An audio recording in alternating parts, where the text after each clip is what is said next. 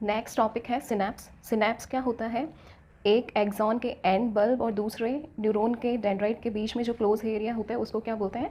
Synapse. तो synapse क्या होता है? एक न्यूरॉन का एंड एक्सॉन का एंड बल्ब और दूसरे न्यूरॉन का जो डेंड्राइट है, इन दोनों के बीच का जो क्लोज एरिया होता है उसको सिनैप्स बोलते हैं। ये देखते हैं कि कैसे वर्क करता है। जैसे ये एक्सॉन है और ये एक्सॉन का एंड बल्ब है और ये क्या है? डेंड्राइट है। तो ये जो एक्सॉन की मेम्ब्रेन होती है उसको प्री सिनेप्टिक मेम्ब्रेन बोलते हैं और ये जो डेंड्राइट की मेम्ब्रेन होती है उसको पोस्ट सिनेप्टिक मेम्ब्रेन बोलते हैं। और प्री सिनेप्टिक मेम्ब्रेन और पोस्ट सिनेप्टिक मेम्ब्रेन के बीच में ये जो स्पेस है उसको सिनेप्टिक क्लेफ्ट बोलते हैं। और एक्सॉन एंड बल्ब में कुछ सिनेप्टिक वेसिकल्स होती हैं जो कि न्यूरोट्रांसमीटर्स से फिल्ड होती है, इनमें न्यूरोट्रांसमीटर्स भरे हुए होते हैं।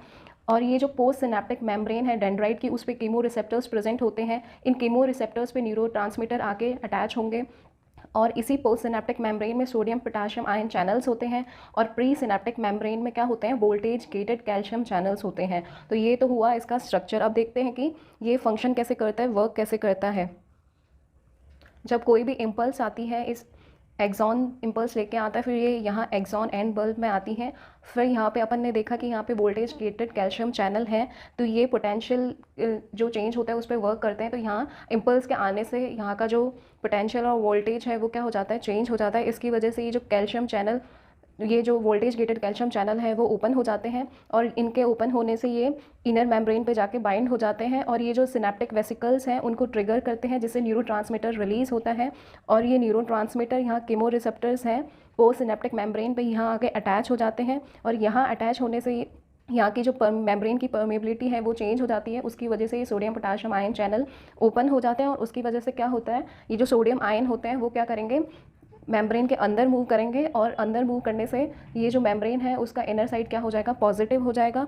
और पॉजिटिव होने की वजह से डीपोलराइज्ड वेव, अपन ने देखा इम्पल्स जनरेट हो गई थी, तो ये यहाँ पे पॉजिटिव आयंस सोडियम के अंदर आने से पॉजिटिव चार्ज हो जाएगी इनर मेम्ब्रेन और उससे ये डीपोलराइज्ड वेव का ट्रांसमिशन हो जाएगा। फिर अपन ने देखा जो न्यूरोट्रांसमीटर थे जो पोस्ट सिनेप्टिक मेम्ब्रेन पे कीमो रिसेप्टर से आके अटैच हो गए थे, तो वेव ट्रांसमिट होने के बाद में ये पोस्ट सिनेप्टिक मेम्ब्रेन क्या करती है? कुछ एंजाइम रिलीज़ करती है जो न्यूरोट्रांसमीटर को क्या करती है? ब्रेक करती है। जैसे एसिटाइल कोलिन जो न्यूरोट्रांसमीटर है उस पर कौन सा एंजाइम वर्क करता है? एसिटाइल कोलिन ईस्टरेज एंजाइम वर्क करता है।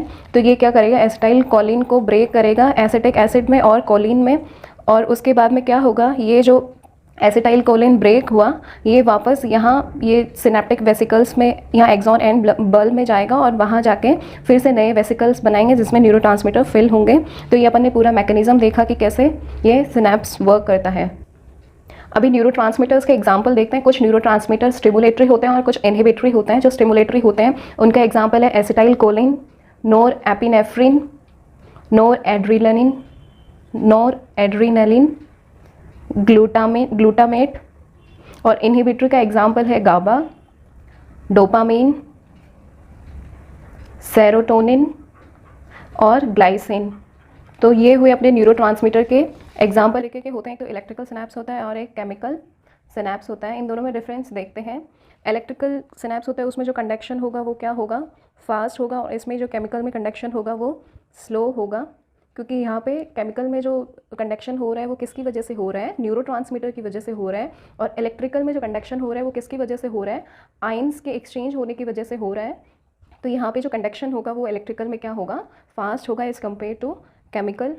इलेक्ट्रिकल में जो ये जो सिनेप्टिक क्लेफ्ट होगा वो कितना होगा? 0.2 नैनोमीटर और ये होगा 20 नैनोमीटर के आसपास। सिनेप्टिक क्लेफ्ट अपन ने देखा, ये जो प्री सिनेप्टिक मेम्ब्रेन और पोस्ट सिनेप्टिक मेम्ब्रेन के बीच में ये जो स्पेस है उसको सिनेप्टिक क्लेफ्ट बोला है। और इलेक्ट्रिकल में क्या होगा कि जो एक्सचेंज होता है वो आयंस की वजह से होता है और आयंस को एक्सचेंज होने के लिए क्या चाहिए होता है? आयंस को एक्सचेंज होने के लिए क्या चाहिए होता है? बहुत कम स्पेस चाहिए होता है। अगर स्पेस इनमें ज़्यादा हुआ तो ये एक दूसरे को अट्रैक्ट कर नहीं पाएंगे और कंडक्शन नहीं होगा, इसलिए स्पेस कम चाहिए होता है। इसकी वजह से ये जो सिनेप्टिक क्लेफ्ट है इलेक्ट्रिकल में क्या होता है? 0.2 नैनोमीटर होता है और केमिकल में जो ट्रांसमिशन होता है वो न्यूरोट्रांसमीटर की वजह से होता है। तो ये जो सिनेप्टिक क्लेफ्ट है ये क्या होगा? 20 नैनोमीटर का होगा। फिर तीसरा, इलेक्ट्रिकल में अपन ने देखा जब जो ट्रांसमीटर होता है वो आयंस की वजह से होता है, तो यहाँ पे जो न्यूरोट्रांसमीटर होगा वो एब्सेंट होगा और यहाँ पे न्यूरोट्रांसमीटर प्रेजेंट होगा। और यहाँ पे सिनेप्टिक डिले जो है वो एब्सेंट होगा इलेक्ट्रिकल में, क्योंकि यहाँ पे जो एक्सचेंज हो रहे हैं वो आयंस की वजह से हो रहा है। यहाँ केमिकल में क्या होगा? सिनेप्टिक डिले प्रेजेंट होगा क्योंकि न्यूरोट्रांसमीटर एक्टिवेट होने में कुछ थोड़ा सा मिलीसेकंड लगाता है। फिर इसमें यहाँ पे इलेक्ट्रिकल सिनेप्स में जो वेसिकल्स होंगे उनमें लेस माइटोकॉन्ड्रिया होगा, और यहाँ केमिकल में क्या होगा, माइटोकॉन्ड्रिया ज़्यादा होगा। नेक्स्ट टॉपिक है रिफ्लेक्स आर्क। जब कभी भी हम गर्म चीज़ को टच करते हैं या कोई भी नीडल प्रिक होती है तो इंस्टेंट क्या होता है, हमारा हाथ वहाँ से जो गर्म चीज़ होती है वहाँ से हट जाता है और वो नीडल कुछ प्रिक होती है तो जल्दी से वहाँ से हाथ हटा लेते हैं। तो ये जो भी एक्शन हो रहा है एकदम इंस्टेंट एक्शन हो रहा है, इनवॉलेंट्री एक्शन हो रहा है। इसमें ऐसा नहीं है कि अपन चाह रहे हैं, वो अपने आप वहाँ से हाथ हट रहा है, ऑटोमेटिक हो रहा है, अपने आप हो रहा है और एकदम क्विक रिस्पॉन्स है।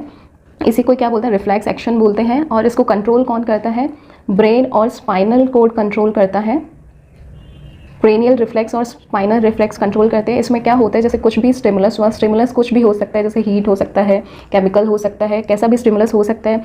जब स्टिमुलस कहाँ पहुँचेगा, रिसेप्टर के पास। रिसेप्टर बोले तो किसी भी ऑर्गन के बॉडी पार्ट पे जब स्टिमुलस पहुँचेगा तो वहाँ से उस स्टिमुलस को कौन कैरी करेगा, सेंसरी या एफरेंट नर्व्स होती हैं। एफरेंट नर्व्स जो कि स्टिमुलस को ले जाने वाली नर्व्स, या ये रिसेप्टर क्या होते हैं, सेंसरी ऑर्गन्स होते हैं। तो सेंसरी ऑर्गन से कौन सी नर्व निकलती है, सेंसरी नर्व निकलती है, उसका दूसरा नाम है एफरेंट नर्व। तो ये स्टिमुलस को कैरी करेगी और ब्रेन तक लेके जाएगी, ब्रेन या स्पाइनल कोड तक लेके जाएगी। फिर ब्रेन या स्पाइनल कोड से मोटर नर्व्स निकलेंगी और उन मोटर नर्व्स का दूसरा नाम है एफरेंट नर्व फाइबर्स।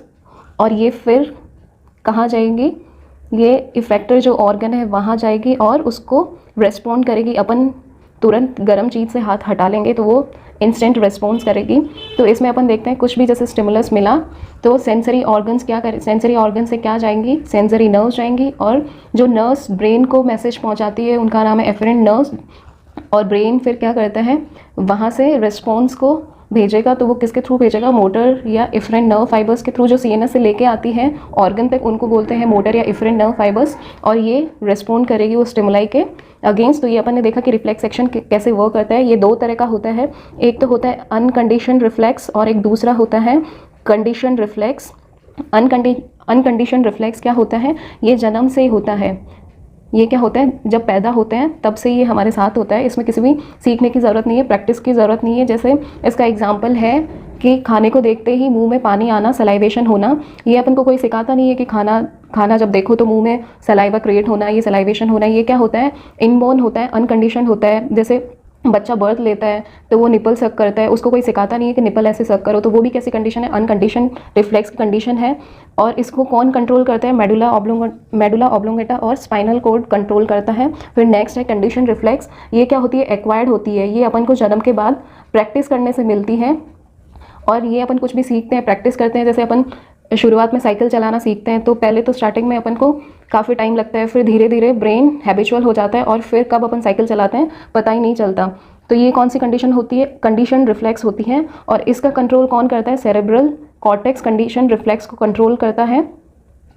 फिर एक होती है मोनोसिनेप्टिक रिफ्लेक्स और एक होती है पोलीसिनेप्टिक रिफ्लेक्स। इसमें नाम से ही पता चल रहा है, मोनोसिनेप्टिक मतलब जिसमें एक सिनेप्स होगा। और इसका एग्जांपल क्या है, नी जर्क। और पोलीसिनेप्टिक में बहुत सारे सिनेप्स होंगे। फिर ये जो कुछ स्पाइनल रिफ्लेक्स भी होती हैं। स्पाइनल रिफ्लेक्स मतलब अपना जो अपन सोचते नहीं है, जैसे अपन जब चल रहे हैं तो अपने हाथ आगे पीछे हो रहे हैं, या अपन ब्रीथिंग कर रहे हैं तो अपन इसके बारे में सोचते थोड़ी कि अभी सांस अंदर आई, सांस बाहर गई, वो अपने आप चल रही होती है। या फिर अपन चलते हैं तो अपने ध्यान में थोड़ी रहता है अभी ये हाथ आगे गया, ये पीछे गया। तो ये विदाउट आवर थिंकिंग वर्क करते हैं। और इसमें हायर नर्वस सेंटर इन्वॉल्व नहीं होता, उसको स्पाइनल रिफ्लेक्स बोलते हैं। और इसमें देखते हैं अपन, ये ब्रेन है, ये ऑर्गन है। तो ऑर्गन से ब्रेन को अपन ने अभी देखा ऊपर, जो नर्व्स इम्पल्स या स्टिमुलस कैरी करती हैं वो कौन सी होती हैं, सेंसरी या एफरेंट नर्व्स बोलते हैं उनको। और ये कहाँ से निकलती है sensory nerves, grey matter, spinal cord का जो ग्रे एरिया होता है, ग्रे मैटर होता है, उस वहाँ से निकलती है और डोर्सल रूट गैंग्लियन से होते हुए। और ये जो ब्रेन से ऑर्गन को लेके जाती है वो कौन सी नर्व्स होती है, मोटर या एफरेंट नर्व होती है। और ये वेंट्रल नर्व रूट के थ्रू कैरी करती है। तो ये अपन ने देखा, ये डोर्सल रूट गैंग्लियन से और ये वेंट्रल रूट गैंग्लियन से ये क्या करती है, रिस्पॉन्स को ऑर्गन तक पहुंचाती है। तो ये हुआ हमारा टॉपिक पूरा। आपको इस टॉपिक की PDF नीचे लिंक में मिल जाएगी। Thank you.